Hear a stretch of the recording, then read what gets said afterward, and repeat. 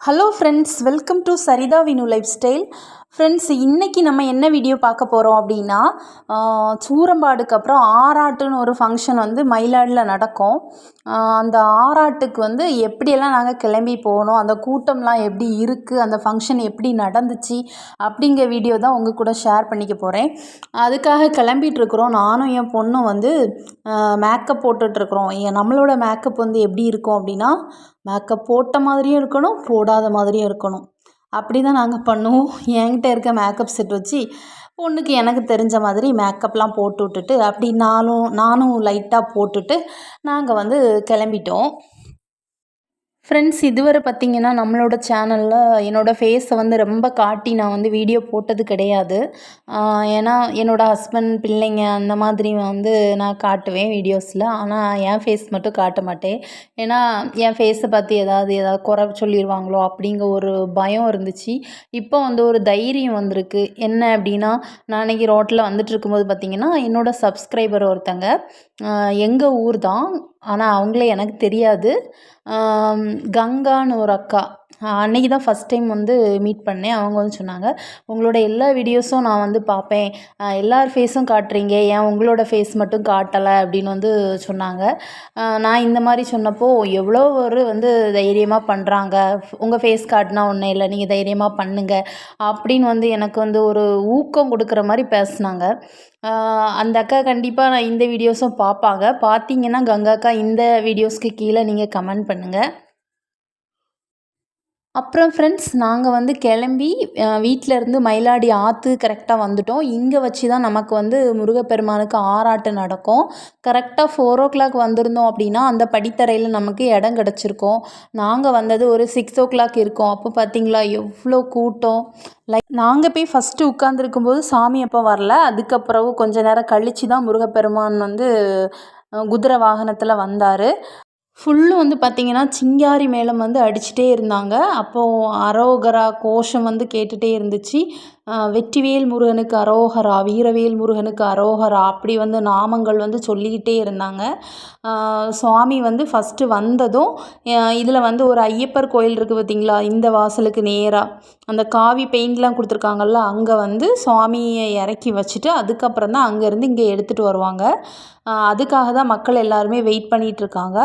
அதுக்கப்புறம் வந்து பார்த்திங்கன்னா அவருக்கு அபிஷேகங்கள், பால் அபிஷேகம், தேன் அபிஷேகம், பன்னீர் அபிஷேகம், விபூதி அபிஷேகம், அப்படி பல அபிஷேகங்கள். பால்லாம் பார்த்திங்கன்னா குடமாக அந்த ஆற்றுல ஓடிட்டே இருக்குது.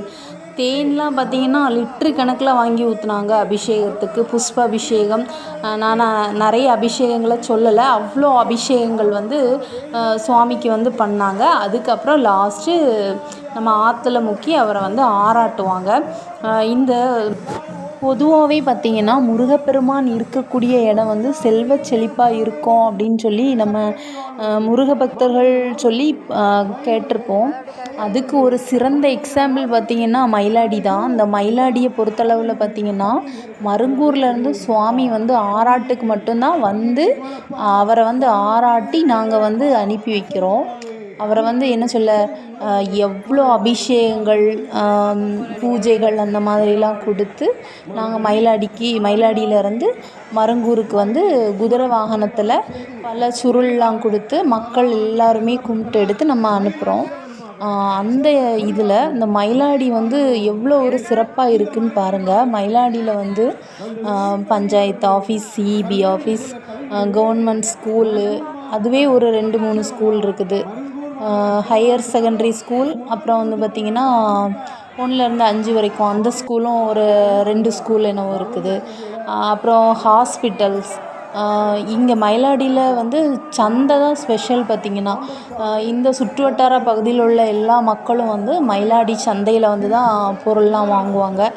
எல்லாமே வந்து மலிவான விலைக்கு கிடைக்கும். சந்தை, அப்புறம் வந்து போஸ்ட் ஆஃபீஸ், அந்த மாதிரி எல்லா வசதிகளுமே இந்த மயிலாடியில் இருக்குது. நான் வந்து பிறந்த ஊர் பார்த்திங்கன்னா அந்த கீழசரக்கல்விளை பறக்கை ரூட்டு. எங்களுக்கெல்லாம் பார்த்திங்கன்னா என்ன ஒரு இதுக்குனாலும் நாங்கள் எங்கே போவோம், நாகர்கோயிலுக்கு தான் போவோம்.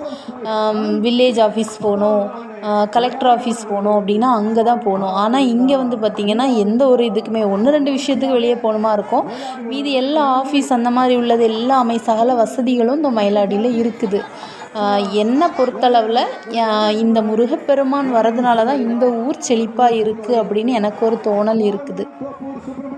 அப்புறம் நாங்கள் அபிஷேகங்கள்லாம் நல்லா பார்த்துட்டு என் பொண்ணு வந்து கால் வலிக்குது நின்றுட்டே இருக்குது அப்படின்னு சொல்லிகிட்டே இருந்தா. சரி நம்ம வந்து இனி கடைகளை பார்த்து அப்படி கூட்டிகிட்டு போனால் கொஞ்சம் ரிலாக்ஸாக இருப்பாங்க அப்படின்னு சொல்லிட்டு நாங்கள் சுவாமி ஆசத்தீர அபிஷேகம் பார்த்து முடித்த உடனே எங்கள் வீட்டுக்காரங்களும் என் பையனும் வந்து தனியாக அந்த பக்கம் நின்றுட்டு இருந்தாங்க. அவங்களுக்கு ஃபோன் அடித்து கரெக்டாக நாங்கள் எல்லாருமே ஒன்று சேர்ந்து கடைகளுக்கு போக ஆரம்பிச்சிட்டோம். சூரம்பாடுக்கு பார்த்திங்கன்னா நம்ம வந்து ரொம்ப பொருள்லாம் வாங்கவே இல்லை. பேசாமல் ஒரு ஐஸை வாங்கி தந்து என்னோடய ஹஸ்பண்ட் வந்து எல்லாத்தையும் ஏமாற்றிட்டாங்க. ஆனால் பிள்ளைங்க வந்து தெளிவாக இருந்தாங்க. இந்த ஆராட்டுக்கு வந்து பார்த்திங்கன்னா நிறைய திங்ஸ் வாங்கணும் அப்படின்னு சொல்லிட்டு அவங்க கடைகளில் வந்து ஒவ்வொன்றா பார்க்க ஆரம்பிச்சிட்டாங்க. என் பையன் வந்து பார்த்திங்கன்னா அந்த மைக்ரோஸ்கோப், அப்புறம் ஒரு காரு, ஒரு பெரிய லாரி, அந்த மாதிரியெல்லாம் நிறைய திங்ஸ் வாங்கியிருந்தான். என் பொண்ணும் அதே மாதிரி 1, 2 வாங்கியிருந்தா.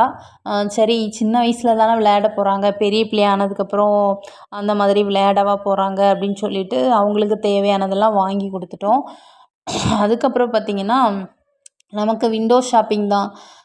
எனக்கு தேவையானது ஒரு சிலதை மட்டும் வாங்கிட்டு இதெல்லாம் அப்படி வீடியோ எடுத்துகிட்டே நான் வந்து வந்துட்டுருந்தேன். அப்புறம் ஃப்ரெண்ட்ஸ், நம்ம பிள்ளைங்க வந்து பார்த்திங்கன்னா பார்த்ததெல்லாம் கேட்பாங்க. இந்த பானிபூரி, அதுக்கப்புறம் காலிஃப்ளவர் பக்கோடா, சில்லியா அந்த மாதிரிலாம் கேட்பாங்க. அந்த மாதிரி என்ன சொல்ல, ஹெல்த்துக்கு தீங்கு விளைவிக்கக்கூடிய பொருள்லாம் நம்ம கேட்டாங்கன்னா நம்ம அவங்களுக்கு சொல்லி புரிய வைக்கணும்.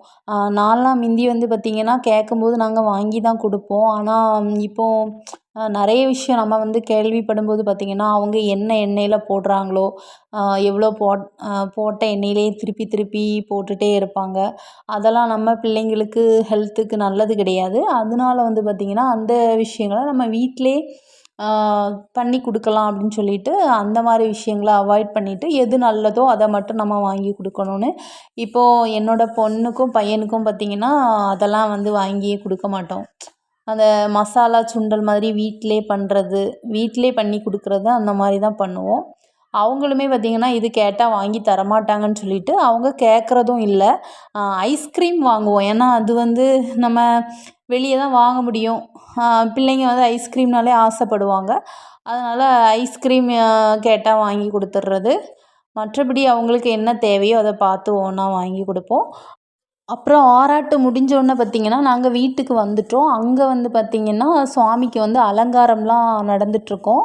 அலங்காரம்லாம் முடிஞ்சு வாகனத்தில் சுவாமி வந்து வருவார். எங்கள் வீட்டு அந்த தெரு அத்தத்துக்கு வருவாங்க. நாங்கள் அந்த தெருக்கு முன்னாடி நின்று சுருள் வைக்கிறதுக்காக நான், பிள்ளைங்க, ஹஸ்பண்ட் எல்லாருமே நின்றுட்டுருந்தோம்.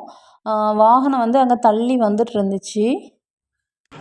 அது வரைக்கும் நான் தான் வீடியோ எடுத்துகிட்டு இருந்தேன். அதுக்கப்புறம் என் பையன்கிட்ட சுருள் வைக்கும்போது வீடியோ எடுக்க சொன்னேன். அவன் வந்து கிளியராகவே எடுக்கலை.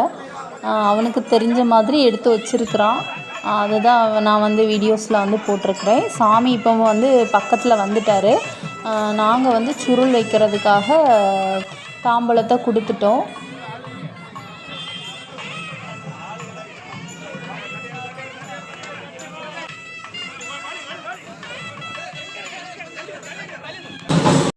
இது வந்து பார்த்திங்கன்னா சாமிக்கு முன்னாடி போன ஆரவாரங்கள் தான். அந்த மியூசிக்கே நீங்கள் கேளுங்க ஃப்ரெண்ட்ஸ்.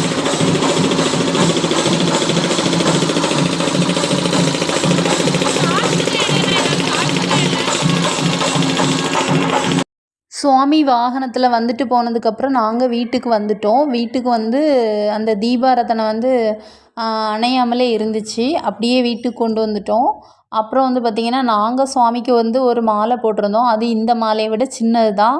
ஆனால் எங்களுக்கு அந்த பூசாரி வந்து பார்த்திங்கன்னா ஒரு பெரிய மாலை, தூக்க முடியாத அளவுக்கு பெரிய மாலையே தந்திருக்காரு. இன்றைக்கி ஆராட்டுக்கு முருகப்பெருமானை நம்ம நல்லா கும்பிட்டு முடிச்சாச்சு.